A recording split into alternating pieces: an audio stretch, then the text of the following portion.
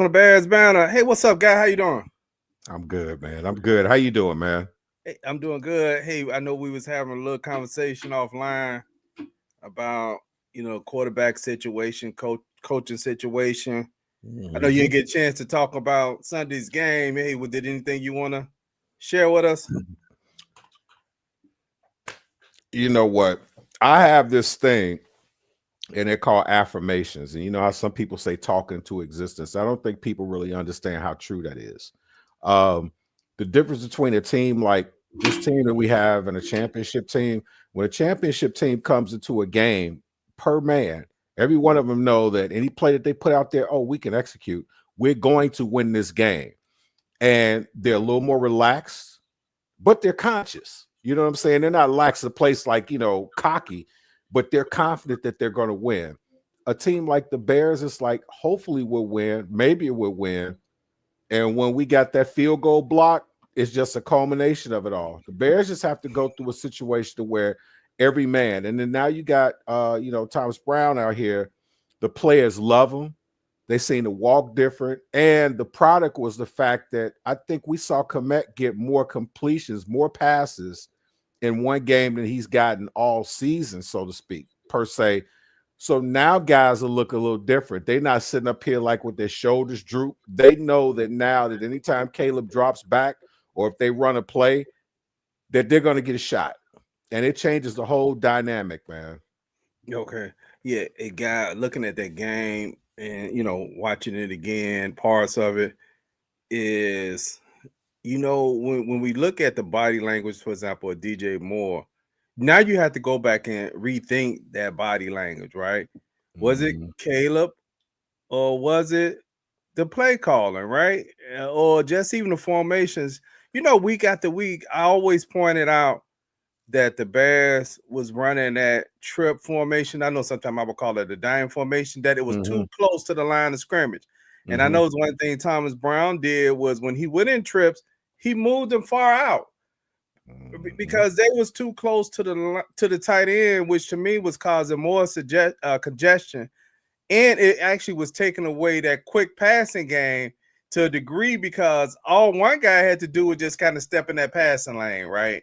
Because he's Mhm. that close or if somebody's coming. So hopefully we continue to see positive things in this upcoming game for the Yeah. offense. Hmm.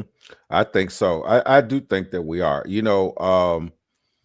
I'd rather have a teacher that's a coach than a coach that's a teacher. And the difference between the two, the teacher that's a coach is going to teach out of a textbook. The coach that's a teacher is going to use cliff notes. As we were talking off camera, uh, Shane Waldron came to Seattle and he got Geno. And the feel good story was, oh, he turned Geno around. He's got this 100-something passer rate and he's doing all great. But what people don't understand is Geno was in the league, had been in the league already. He played for the Jets, the Giants, the Chargers. He came in with the Seahawks. They let him go and they brought him back. He's seen 4 different offenses, 4 different teams, and probably spent the majority of his time on the bench watching the number one, if not coming in. So in his mind, when he walks in, a lot of the vernacular that Shane Waldron's trying to get to him, he's heard already, so he knows. So now you take Caleb Williams and bring him in as a rookie, and you expect to regurgitate. I'm gonna give you a perfect example. It's almost like you may have a favorite Eminem song. Mm-hmm. And he got to spitting, and it's like, oh, I'm so used to that cadence, all it's good. Put James Brown in there, have him sing the same song with the same music. All the lyrics, she gonna be like, what the heck? I'm gonna give you an example. I was gonna come with this example. Okay, just say Waldron says, okay, give me a double right 200 Jet Dragon. And then he's like, no, kill that. South right champ, fake 67, slant, naked right, zebra slide, can 67 slant. You may know both plays, but when you hear it like that and it's like that, sometimes you're like, oh my God. What Brown is managed to do in practice is this. He'll call that same play and say, now see on this play now, when that X takes 3 steps, depending on where he is, if that corner is playing man, then I'm gonna throw it to him. If he's playing man, we're going to the hot route. Don't even look at the 2. We're gonna go to the hot because he's gonna be open. And he teaches this and repeatedly does that. So when he's going in and he's giving cadence, he might say, What was that play that I had? Double right 200 jet dragon. And remember that cornerback. Now you're not regurgitating everything, and you be like, okay, if you need to kill that, you gonna go to that other one. You gonna go to that south right clamp fake 67 slant, make it right zebra slide can 67 slant. But remember what I told you about that in practice. What did I tell you about that in practice? Now you're asking him so he knows. So when you get out there, you won't have to worry about him like, I'm not sure. That's the difference between teaching and coaching. You put stuff in layman's terms. I don't care how many snaps you've had until you can come to me as a player and let me know by what you say that you know exactly every nuance of that play. That's how I'm going to do it. And after a while, you're going to get it. And that's why it seems like they're 2.2 seconds. He's letting the ball go at 2.2 seconds. When you talk about the trips, pushing it out further, you see he snaps, take a step and throw it instead of doing this. Changes everything, man. Yeah, I agree. A lot of what you just expressed about Shane Waldron, one is he seems like he had a problem communicating in front of groups of people. I don't know, even the press conferences were kind of rough. So I know I had mentioned at one point maybe he needed to be upstairs in the booth. Maybe he would have been more comfortable in the booth. I have no idea. But I do hope Thomas Brown are able to just keep doing some of the things he was doing, like you just said, and simplifying the game. And you know what? Let your quarterback be who he is. And I know some of this is Fluke's fault because one, Fluke is, I don't know how do you pick Shane, regardless of what he done. My research on some of the stuff I did, Seattle was turning on him. The fan base last year was turning on Shane Waldron, and even Pete Carroll threw him under the bus late last year because they had a few games where they didn't score a touchdown, or they only got 3 right near the end of the season. Actually, if you look at the ranking of them and the Bears last year, I want to say the Bears finished ranked 20 and they finished ranked 21. So that wasn't really an upgrade because it was kind of based off 2022. But being able to have your quarterback just, you got him for a certain reason. He has a gunslinger mentality. Now, I don't mean to go out there like Brett Favre would do and just throw it and maybe you got 25 picks one year and stuff like that. No, but you can't not let him take some of those risks that he would do, because this is why too his touchdowns are real low, because once they get in that red zone area, they get very conservative and they're pretty much going to run, which makes it even harder to score. You should run in the red zone, but if you don't never mix it up, it makes it harder. You need that gunslinger mentality, because if you got that gunslinger mentality in your mind's eye, there's not a pass that you can throw that you know that you cannot make. You know what I'm saying? If you walking up there wondering woulda, coulda, shoulda, that's why we talk about Justin Fields. Let's keep it a buck. Some guys are more talented than other guys. Some guys get things. I know this all too well because I'm left-handed. I'm dyslexic.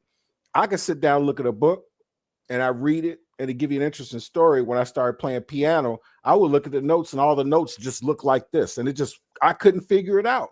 So the only way that I could kind of rectify, justify my mom paying money to give me piano lessons was I wanted to kind of give her the pretense that I was absorbing everything. So you know what I did? I memorized every song.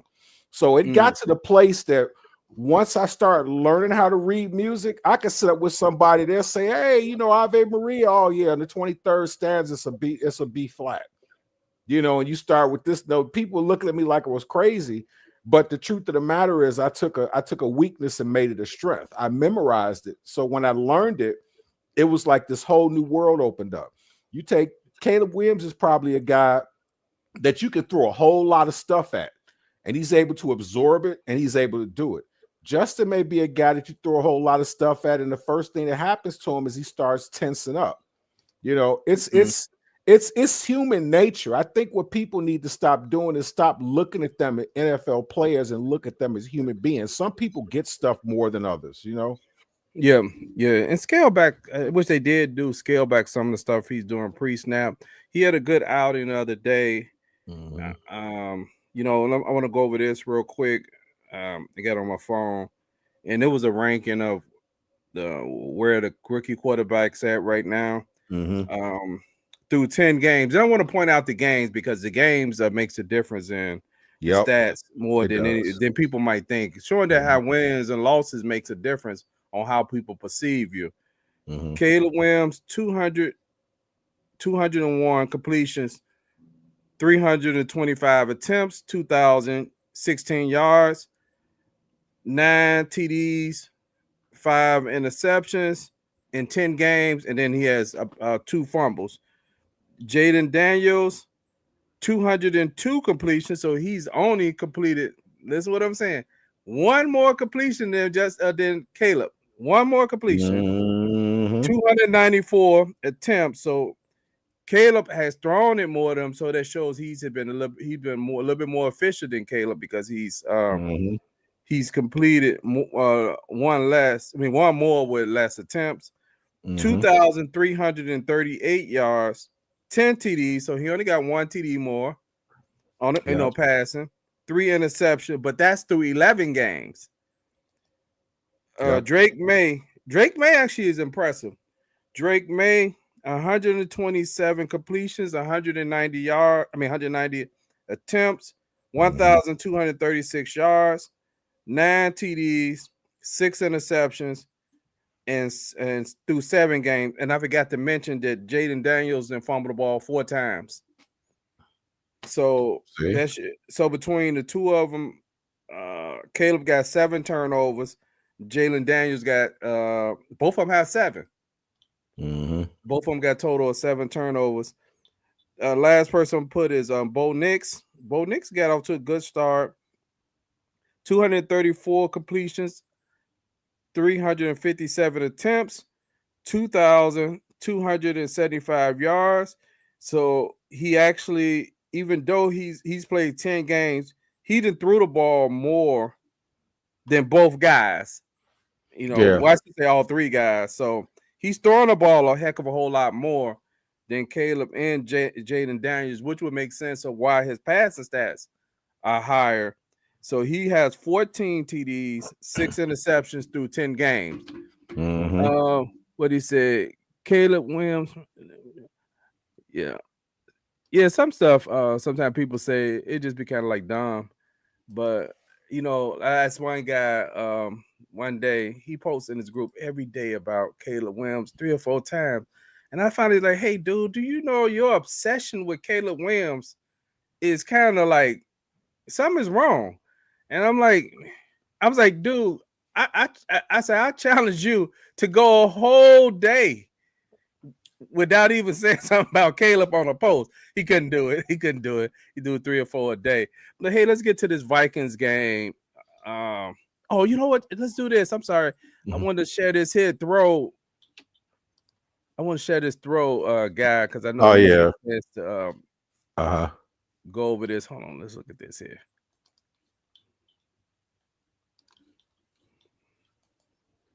I thought we had a very. There we go. Hey, you can see that, right? Now we do. Yeah, I can. Okay, let's run that throw. Actually, this was a good rollout, but it's actually the next throw. This is a nice boot where he rolls out and throws to Rome. But this throw right here, well, this kind of every just to run. This okay. This is replaying this. So it's all 22 views for people who have never seen all 22. Boom, real quick. You see how he went out of that? Real quick, and look what happens every time. Yeah. DJ is just a heck of a football player. I mean, he's one of the few receivers in the league. When he catch the ball, he runs like a running back. Yep. Man. It was one throw that he threw on the right-hand side. Where he kind of looked like he lobbed it up and the guy caught it. Man, this was in the 4th quarter on that last drive. Tom Brady was screaming. He's like, yeah. I mean, this kid is special. I'll take the words from our very own Jay Beasley. He's a special kid, man. And I think a lot of times what happens is with a guy like that, if you're smart enough as an offensive coordinator, you want to take a guy to the wing because you know what the possibilities are with this kid. He's very receptive to it. He's got that gunslinger mentality, but he's open for, interpretation. And I think that the relationship that he's having with Thomas Brown now is very, very important because I think Thomas Brown, as I said, he's a teacher who's a coach. Because the thing is, I find that so many players who are making all this money to have this diva mentality. Oh, I know, I got it. But then everything you see out in the field lets you know that they don't. But as a Yeah. coach, it's my job to sit up and look and see that. And if I see that, I address it and I fix it. It doesn't make you dumb if I put it in layman's terms. It puts you in a relaxed state when you put it in layman's terms. It's like when you put it in layman's terms, you explain it simply and you go through and you ask them questions. Now you allow the player to be a part of the process. So when they're out on the field, it's like having a left and a right arm. You don't even think about having them because it's already there. And I think that the way that Thomas Brown is helping him push the trips out further, getting Komet involved a little more, going Yeah. much faster. Because when you saw that trips play, you see how fast he hiked it and let it He go. liked it. Yeah. It's a timing play. And as soon as you snap the ball, if you do like this and you throw it, that nickel is right there to shut it off. Whereas when he throws it so fast, there's nothing that you can do to stop him. Guys are blocking. Hey, guy, here's one of the throws that when you kind of look at it and live, you really don't think much about it. But when you really actually look at it on the all 22s, okay, that's the overhead view. But watch how tight this coverage That's a is. grown man throw right there. Watch this throw here. A B to his knee. Woo. Yeah, I mean, you see that this throw. I mean, I know people who's kind of novice would not appreciate how tight this window is, and that he sees. I mean, literally, the only thing that you see is Kenan Allen's hand. You see his white shirts and Keenan Allen. All of a sudden, the ball disappears. The guy's got it. Yep. So look at this. This ball goes over the linebacker heads. Mm-hmm. Look at this. That's a perfect throw. Oh my God. Look at this. And I know some people would look and say, "Oh, there go DJ Moore over top." No, this guy here actually sees the throw and comes off DJ as he sees the throw. Like this guy here is coming over. A lot of times we react to after the play happens. But you know what? Guys that make plays like that, they got that affirmation. When he drops back, it's like, oh, I can make this. I'm gonna make this, as opposed to I wonder, can I slide this in? And those guys the last guys I talked about, they're the ones that's throwing picks and incompletions. But when your mind's eye tells you and you say to yourself that you can do certain stuff, man, you could get some special stuff to happen. Oh, there's that other one. That was the other one. That other pass. There was another pass that I saw him do, and it's like I like what he brings, man. He has poise. He has like a lot for a rookie. He's 10 games into his rookie season. And I'm looking at some stuff right now, and this is like some veteran stuff that he's doing. But I think him having, like I said, Thomas Brown, we don't know what Thomas Brown's futures hold. Does he end up staying as offensive coordinator? Does he get elevated to a coach? But here's another thing I heard about Shane Waldron too. They say he was a little too nice.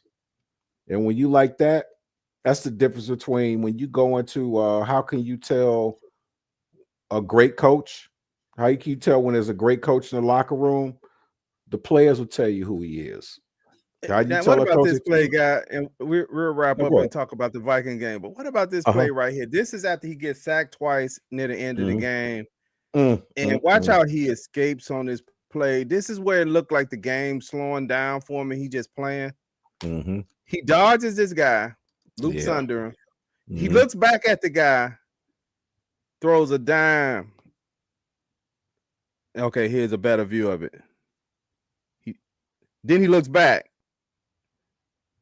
throws the ball on wrong. 3rd and 18. He get about 15 of it. Back shows it to Rome. Look, I mean, look at that's beautiful. Wow. Mm, mm, mm. That's amazing, man. You get that dude a couple more pieces on that offensive line, he's gonna be scary, man. Mm-hmm.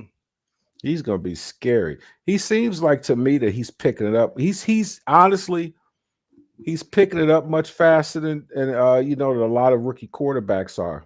And like I said, Jaden Daniels kind of in that window too. And if you Yeah. think about the completions, he's got one more completion than Caleb did. It would have been the same had Mr. Stevenson not tried to mock the crowd and knock that pass down. Yeah, yeah. Hey, look at Ghost of Judas said he's the worst QB in his class. He's arrogant and uncoachable. And you know what? That's a very interesting thing because I would think if Caleb was uncoachable, he would be playing totally how he played in college. He would be Mhm. kind of holding the ball, running Mhm. in circles. He wouldn't be standing in the pocket. So to me, he's actually is being coachable. He is Because he's trolling. actually He's playing trolling. differently than he played in college. And then I think some people they say, "Hey, he's being arrogant." You know what? I don't want my quarterback meek. Most part, one of the parts about being a successful quarterback, all of them arrogant. The ones that are good. It depends on. It's a difference between arrogant and an asshole. If you think about Joe Montana, most of his teammates did not like him. They loved him as a quarterback, but they didn't like him away from the field. You Hey, know, no disrespect as a person, because I don't know this brother, but tell us you know about football, don't know about football, by telling us you don't know about football. You're talking about maybe instead of going to the Met Gala and hanging out with a Dunze, he should have stayed here and learned the playbook. There's a lot of other components in there involved in that. You can learn the playbook, but if your coach is telling you to do something and he's not explaining it to you and actually tell you how it goes, then what, man? Gotta yeah, yeah. run. You gotta run. Come on back, man. I mean, we want Yeah, him hey, I here. think I think that that's false perception and just trolling because there's no way you're going up to the line audible and plays. My perception early in the season, some of the plays, if you look at some of the plays they ran the first 5 games, Mhm. there were times in the game that I swear I didn't think the offensive lineman knew the play that was being called But he because you could did. yeah, you could tell, and I mentioned that a few times that they did not seem to be aware. And that's when I started saying they need to dial back the playbook because he probably so deep into the playbook, it's new for everybody. Oh yeah. And they was trying to do too much where I think if Brown stay on his path, keep it simple, stupid, right? Do this, do that, take the easy plays. Some stuff is not even about reading. You know, you don't have to read every play. I just Mhm. heard Kurt Warner talk about when he played with the Rams, he didn't have to identify the Mike. He just went to the line, scrimmage, looked at the coverage, and they ran the play. He said it wasn't until he got to the Giants, they wanted him to identify the Mike. And he said that started add more time to the pre snap and all that. But anyway, with this Viking game, the Vikings is a team that's going to bless you a whole lot. But They won four their straight back too. end is really not that good. Now I think they lead the league in interceptions, but it's not interceptions because they're good defensive backs. It's interception because of them creating pressure on the Mhm. quarterback. And if Yeah, you could actually uh, block them up, those guys can't cover you. right. I think that I kind of have a feeling. A lot of people will laugh when I say this. I think we actually, with what we have, we match up better with them. you know Not to say that they will or won't win, it's neither that, but the point is sometimes certain teams have your numbers, or it's certain teams that you go up against that are like world beaters, and you go up against that team and they sort of like look all that great.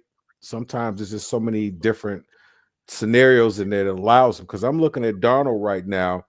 He's got 19 TDs and 10 interceptions. He's been sacked only 28 times. He averages 238 yards a game, 8 yards a clip. They've had Mullins and they've had Justin Jefferson either throw a pass. Aaron Jones is averaging 4 yards on the ground. JJ with his 15.5 and 912 yards. Jordan Addison, 359, but he's averaging 15. Like most of the guys, it seems like they're getting a lot of their money guys may not have as many yards as Justin, but they're getting the same results with like 15 yards. Our defense is going to be tested, because there's a lot more that we have to deal with the Vikings. But on our offense, man, if we run fast, it neutralizes a lot of things. You know what I'm saying? If we play fast like we did, we got a chance to move the ball against them. Yeah, yeah. Because I think you've seen some crack in Sam Donald's armor the last few weeks. I want Mm-hmm. to say about 2 weeks ago, he threw about maybe 3 picks in the game, and they Yeah, still won that game. yeah, They actually coming into this game 8-2. So even with that, yeah. but the biggest thing with them is um, Justin Jefferson. I mean, how do the Bears contain him? Because when you look at Jalen Johnson, he doesn't travel. He's on one side of the field, so I could Mm-hmm. see them taking not Jalen, taking Jefferson and trying to put him up against Come Stevenson. all over, but yeah, yeah. They keep trying to get a matchup with Stevenson, and that's going to be a nightmare. The only way you're going to counter that is you're going to have to put pressure and get to the quarterback. They're not a great running team. I mean, they average about what? I think they average about. I think Jones maybe average about 65 yards a game on the ground. It's nothing fantastic on running, but it's there. I mean, it's just Jefferson. It's the big plays they get. I Mm-hmm. mean, I think he's at about over 900 yards already through. Yeah. Yeah, through 10 games, he's at maybe about what 925, 945, somewhere in there. See, he's a bit, but see, here's the deal. So many people look at all this intel, or how do you deal with him? There's not a corner in this league that can stick him straight up one-on-one and keep him from No. doing this thing. All you can do is just make sure he don't make no big plays.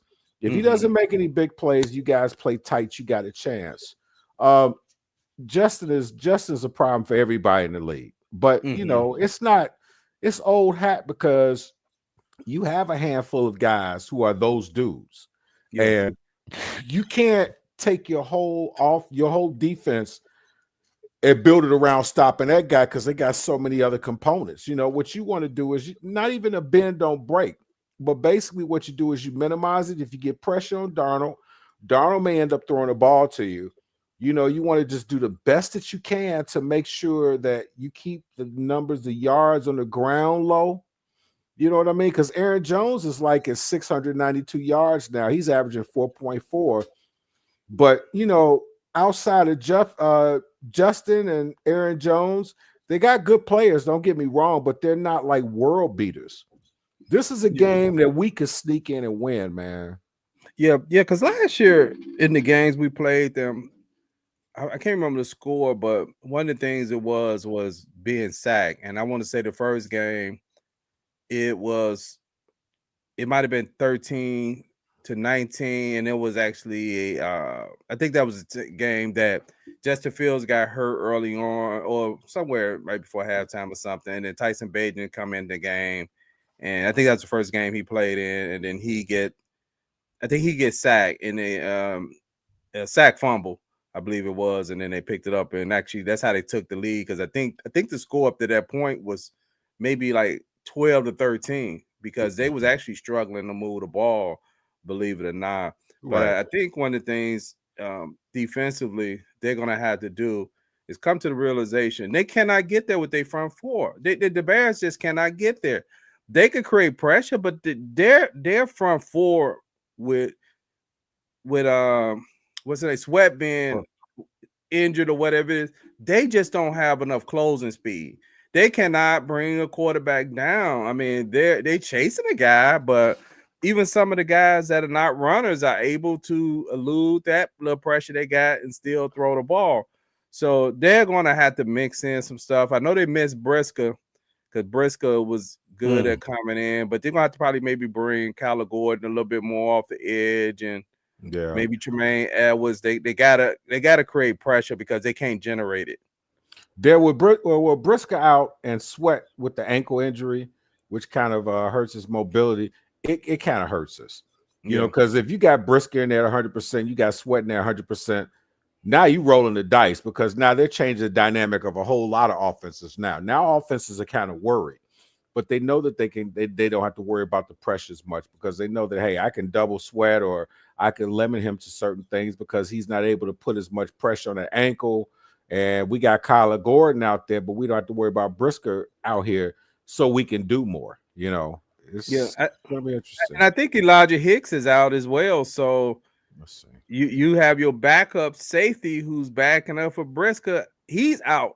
I think he's going to be out for the game. I think I saw something earlier saying he's going to be out. So now you have to bring in the third string guy to play safety. That doesn't bode well, especially coming with a guy like Jefferson, where you're gonna need that help over top. And what you can't afford to have is you playing zone and the safety because of him being, a backup or reserve, of just not recognizing those, when he should pick up his man when it's being released to him, and you have a Right. guy running free in the secondary. So I think the Bears chances of closing the season out on a high note is going to be primary based on how good their offense is able to perform in these games going forward. Mm-hmm. Because holding people to 19 or under 21 is not going to be good enough a lot of times this late in the season.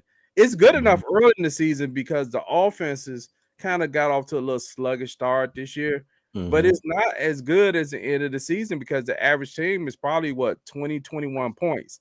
So it gets Yeah. harder and harder, just like you just saw a game where they just lost the game 19 to what was it, 19 to 20. Well, yeah. Yeah. But you can't even if a team defensively keeps a team 18 points or under, it means nothing if you can't score 19 points. You know what I mean? So the Mm-hmm. defense, and don't get me wrong. Well, what's happening with the defense with the injuries that we've had, they haven't really, as a whole for the season, they really haven't played bad at all. It's Mm-hmm. just the fact that our offense has been inept.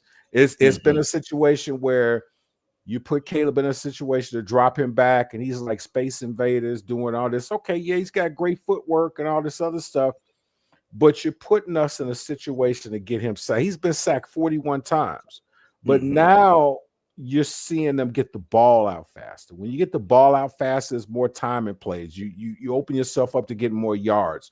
Number two, you force the defense, most importantly, to play honest. Because if guys are playing fast, you're scared of overplaying. If I'm going to hold the ball, I can overplay and I can shoot a gap and shoot whatever, and something's going to come up good. But now, if I'm going faster, me shooting that same gap means that I miss a tackle when a guy gets 20 yards. So Mm-hmm. I hope that we're able to get another. If we could get, I'll say this: if at the end of the game, if we got 400 yards, we'll win the game. Okay. Yeah, so key to that guy is going to be running the ball. I did like the mix. Like I said, I hope this is what we see going forward. We saw Johnson get a lot of opportunities in the last game, and it has Yes. nothing to, you know what? And it's good that he did because Swift is actually questionable for this game. Yeah. So he looked like I think he came to practice maybe yesterday, but I know he was questionable or doubtful, whichever language Right. they want to use. But Mhm. they need to rotate those backs in and stick with the run when it's working. Which I Mhm. did like that he did that. He didn't just get 5 yards and like, okay, I'm happy with 5. Right. I don't have to run for a couple of more plays. If a play work, run it again. Run Yeah. it until they make you can make it look same play look a different way, but if something is working, if it ain't broke, don't fix. I mean, if it ain't broke, Man. don't fix it. That's hey, make them stop you. What has teams in the history of the NFL from the time of its inception that it started up to now? What is the one component that offenses can do, and if they're able to do it well, they'll have a great chance of winning all the games? Running Run the ball. the damn ball. You can look back at the 20s when they didn't throw the ball. You can look as far back as, as close back as Thursday. Oh, that game, man. That other night, that game, man. Oh my God. I was like, ugh. But it got interesting at the end. But nevertheless, you find these teams, a lot of people like action. They like to see the 50-yard bomb. They like to see the guy do the stutter. I like that. Okay, smash my football. Let's run it. Let's run the fullback. Let's run the halfback. Let's run traps. Let's run this stuff. Let's run short yardage plays. Let's play some chess here. I love seeing that because now it kind of lets you know that the coaches is more strategy to it.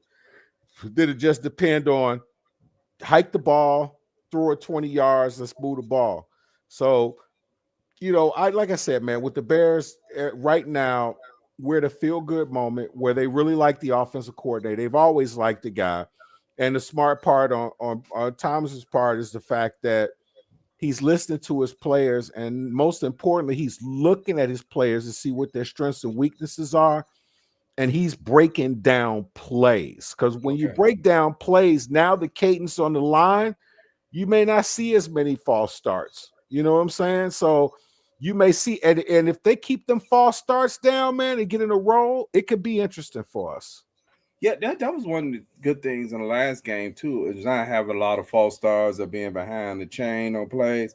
Now the Bears offense is going to see a lot of A gap pressure, I believe, because the Bears are very weak right in the middle. But the Bears offense line is weak all over. But if you bring in A gap pressure, it makes it difficult for the quarterback to actually set his feet on A gap pressure. So I would think in this game, I would see if they bring A gap pressure to see the Bears roll out a lot, to get some naked boots, maybe some misdirection stuff, maybe some delayed handoff, some RPOs, stuff to kind of, run some screens, stuff that to kind of keep them off guard. And I want them to take a couple of deep shots right away. And I know there. Some people gonna argue, oh man, they don't have enough protection to have deep shot. That's not necessarily true. I say the same thing I said last year, that there are times when you watch a game that some of those sacks are the quarterback fault. And I know last year a lot of people didn't want to hear that when at times. Now I'm not saying that the blocking is good. I'm just saying there are times when it's the quarterback fault. And that's when you holding the ball up to 2.7, 3 seconds. Those are your fault. Yeah, that's true. Yeah, because I want to say this offensive line, even as much as they struggle, I think their win rate, which is not high, is about 59%. I think what I saw on PFF grades, which puts them around 17. So it shows there's at least 10 teams that actually have worse offensive lines in the NFL than the Bears have, which is hard to believe, right? That there's at least 10 or more teams with a worse offensive line.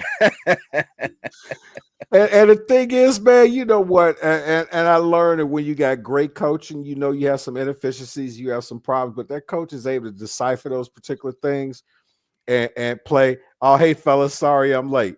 Hey, Like, jump on, man. Come on, man. Come on in, brother. You ain't never late, bro. But you know what? But those great coaches, like, you know what I do a lot of times, man? I watch, as a Bears fan, I watch a lot of Steelers press conferences because I love to hear Mike Tomlin talk, because Tomlin is a part of that other thing. He's a teacher that coaches, because he's just like, I love to hear people look at the scouting reports and say, oh, he's bad on his left hand or he does this and that.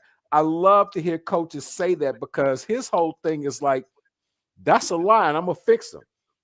Look at Justin. Justin didn't have no eye-popping numbers, but he didn't kill nobody. Why? Because he had a coach that understood, okay, maybe he's a little slow in reading defenses. I know he's great on his feet. Maybe he overthrows a couple balls, but I'm going to put him in a situation for him not to fail. That's great coaching, man. Yeah, it is. So I'm looking for Thomas Brown to get a heavy dose of command. And I know as much as we want DJ to have the breakout game, just let that come to him, right? You run some stuff like they did last week, right? Where you making sure you get the ball, you give him some touches in the running game, because he's always done that.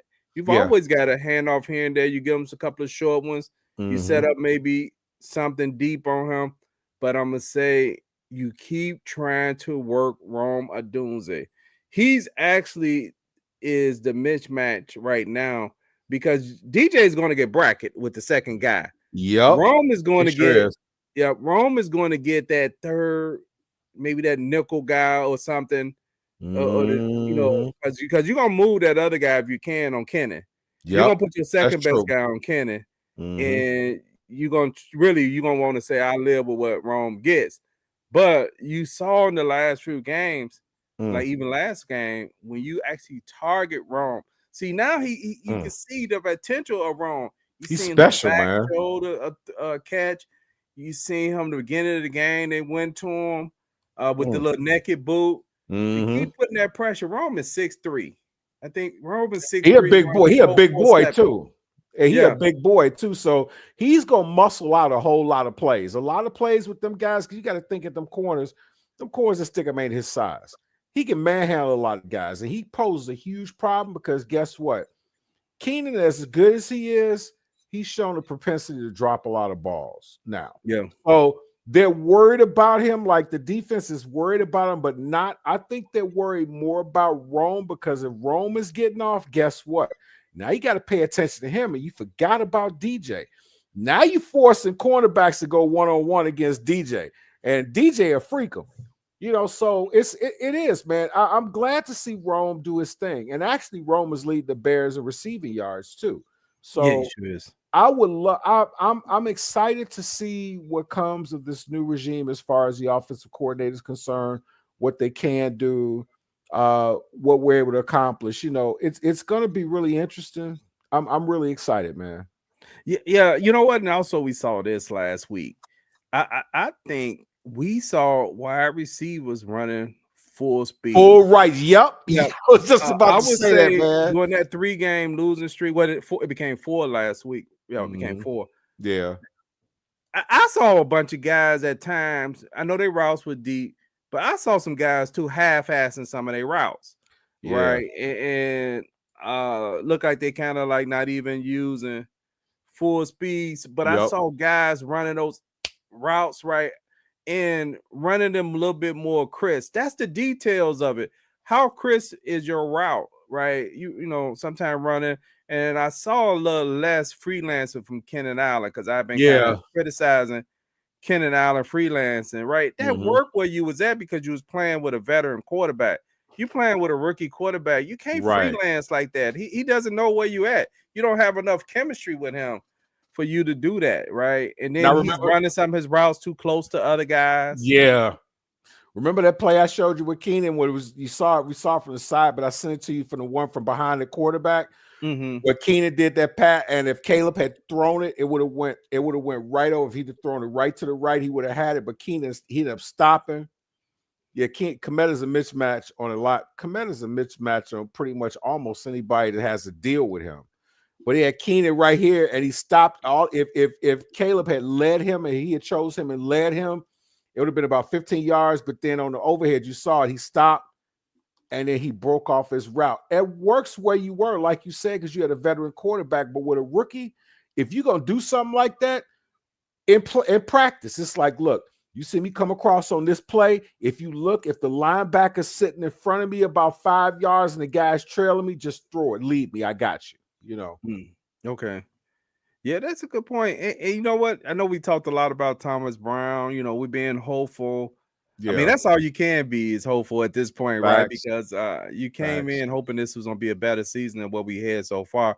But I know Mhm. personally, even though I had my hopes up high, I never saw them as a playoff team because I didn't think they did enough to Mhm. close the gap between them and the other teams in the division. Mhm. And I thought the other teams uh, had a little bit more. When I say other teams, I was talking about the Vikings and, of course, Detroit. Mhm. So I thought that was a little more tougher challenge of that. But I think when it all said and done, if the Bears could pull something out either this weekend or going forward, this might end up. I know I saw some articles about there may have been some rumblings about finally letting the coach go before a season is over. And it may do them some good just by doing it. Right, because now you know what? Because folks are comfortable. Folks are comfortable, fans are comfortable, coaching staffs are comfortable because around the league they're like, oh, this dude sucks, but you know what? They're going to keep him for the rest of the year. If they lose this game, say if they lose this game Sunday, and then Monday morning you hear about Flus getting fired, it's gonna set some fire up under some behinds. Now folks gonna be walking around on eggshells, like just like you say. But by the same token, just like you said with Brown, guys had a little more bounce in their step. They were like, oh, well, let me run this route. I want to do this and that because they're more excited about the possibilities and from what they see. But me personally, like I said, man, Flus, if Flus won the rest of these games, I will still get rid of him because we need to get somebody else up in here, man. We Yeah, have to. yeah, because you know what we've seen from him is what we have. I would say I haven't seen since the maybe the 90s at one point, losing streaks. And they start up over and over. I mean, we had Bears team. This is the amazing part about the Bears team. You've had Bears where they've had won 5 games, won 7 games, or just when it was 16 game season being 8-8. Yeah. But what you will actually have is maybe a 2-game losing streak, win one, maybe a 2-game here and there, one you Win, lose. loss, Right. win, loss, win, loss, win, Correct, loss. correct. What you had with him is consistent losing when it happens. It's like soon as they lose, it's like it's a domino effect of losses, right? So you had the losing streak. I know that one year is trying to tank it. Then the losing streak carried over into the next year, which was last year.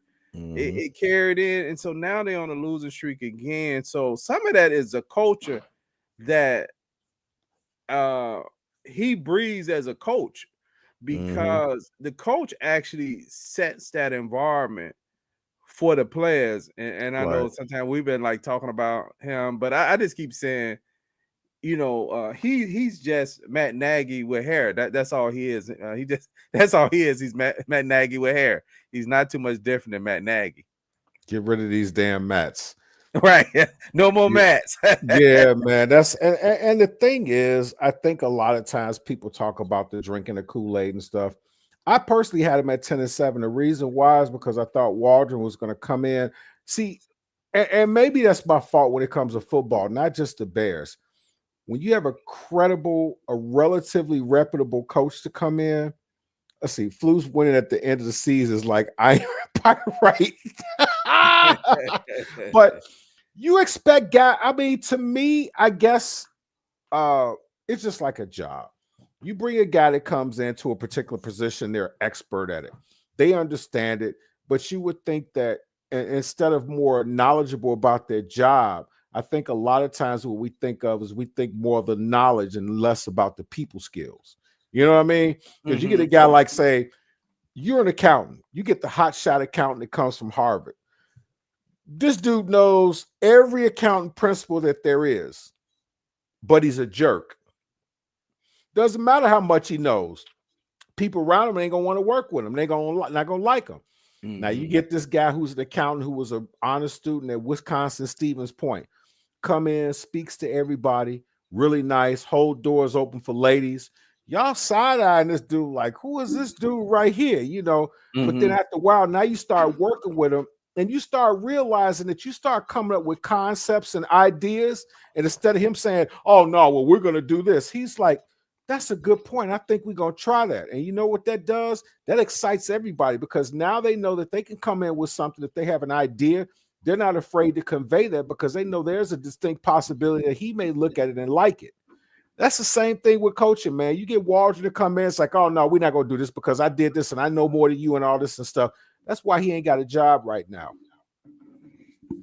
Yeah, hey, that's a good point. Hey, let's get ready for our segment. Let me find the 2 for 2 guy. Hold on, let me find the 2 for 2. 2 for 2. Who's gonna be 2 for 2?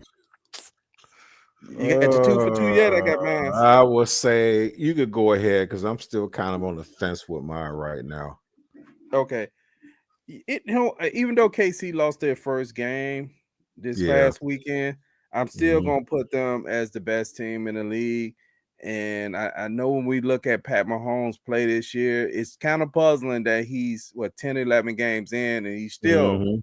doesn't look good, but he's Pat Mahomes, so you know he's gonna get it together. And if you only lost one game and Mhm. he's struggling, I mean, what's gonna happen once they get it together? So I think once Mhm. they start clicking on all selling offense, because defense they killing people. Mhm. My other um top team is Detroit. Detroit is on fire. They're running the ball well. They're playing good defense. Man, they had a game about 2 weeks ago where Jared Goff threw 5 interceptions and they still found a way to win that game. I mean, imagine that your quarterback got 5 Mm. picks. I think he And they threw still three of them win. in the first quarter, and you still win Yeah. that game. My bottom two are the two teams who are really trying to tank. Well, Raiders are not trying to tank. They just like the Bears. They Bears things up. They just rated things up. The Raiders are just who the Raiders are, and they're kind of falling apart. And the Mhm. Giants have pretty much doing the white flag. Daniel Jones, they benched him, and he said, "Hey, can you just release me?" And they agreed to release him. And they didn't even go to the second string quarterback. They went to the third string quarterback to ensure that they would Mhm. lose. So that's my two bottom two. Yeah, my top two have got to be Kansas City, although they've lost, but I got to go with Buffalo. I know I like Detroit, but I was kind of going up against them. I'm gonna go with Buffalo, only because I think Buffalo is, and it's hard to even and fathom this or whatever it is, but they're pretty decent. You know, they got a plus 106 rating, and man, Detroit is like that squad. Well, my bottom two have got to be the Raiders and the Giants, man. And like the Giants, here's the sad part about it. You know the state of affairs with the Cowboys are bad when you let a guy go and they're actually considering him. He's probably going to be their starting quarterback, Yeah. Daniel Jones. Yeah. But it is what a TI What is, it man. is. Yeah. Let me ask you a question, man. What game are you looking forward to this week? You know what? I'm looking at it. It's gonna have to be the Ravens and the Chargers because at Oh my one point I goodness. had the Ravens as one of the top teams, but I don't think the Ravens match up well against the Chargers. Ravens are 7-4. The Chargers are 7-3. The Chargers run the ball. They got Justin Herbert running the ball a lot. I mean, he's just not throwing; he's running it. Mm-hmm. And the Ravens defense sucks. They secondary is not good. They can't cover. So Lamar Mm-hmm. Jackson is having a great season offensively, but I see their defense letting them down, and the Chargers maybe pulling this game off and being the game team that end up with 8 victories this week. Man, but see the people sleeping on the Chargers, man. The Chargers are giving up only 145 points this year on defense. Ooh.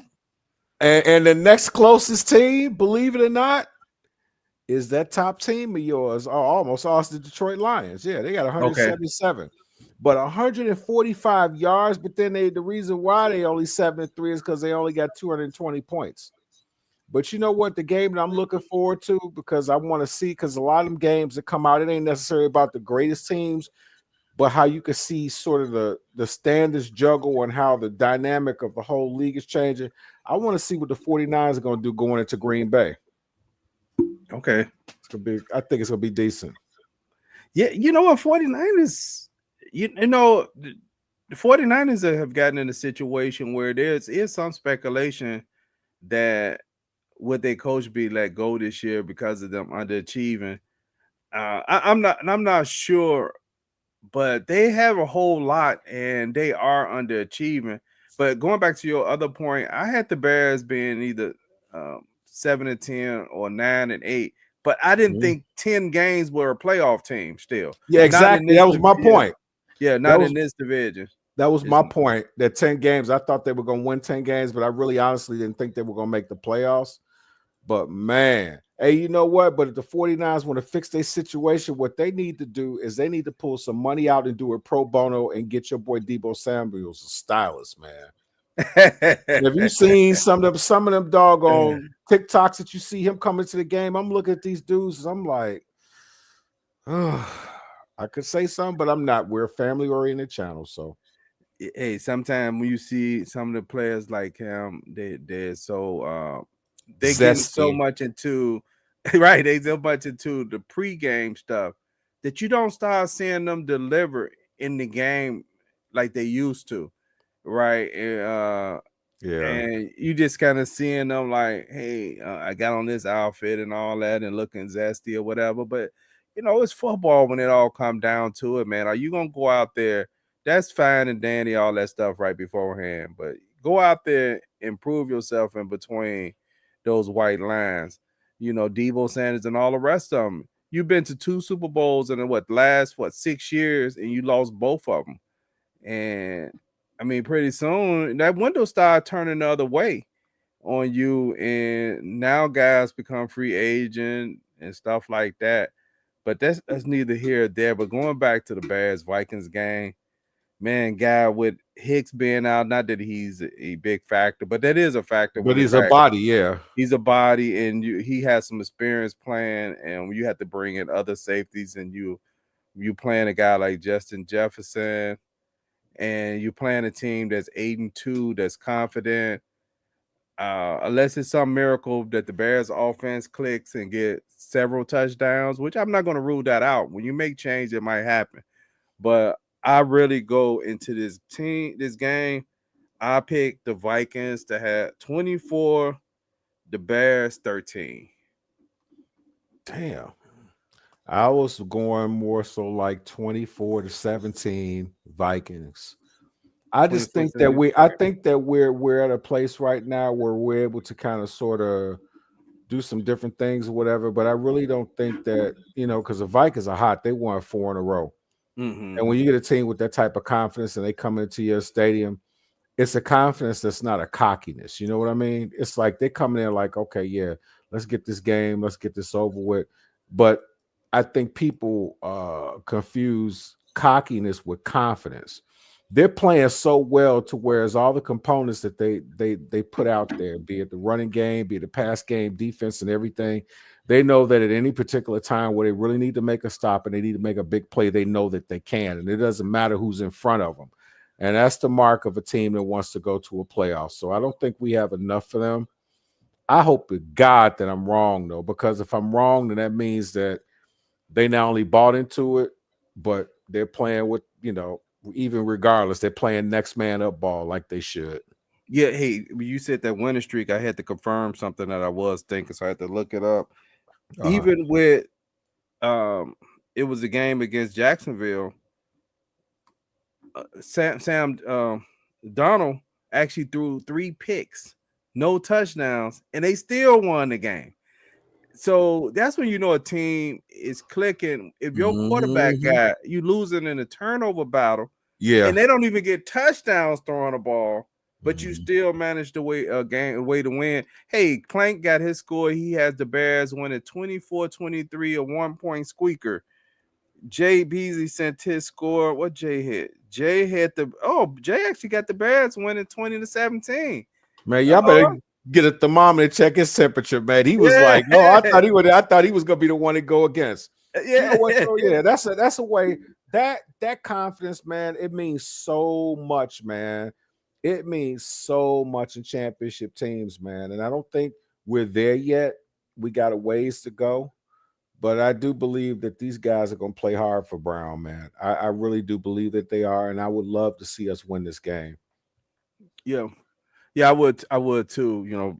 This is just one of those weeks where I just don't think they're better than the team that they're playing, and some of the things that I'm seeing going on that, like I said, it's possibility that Swift may be out, Hicks may be out.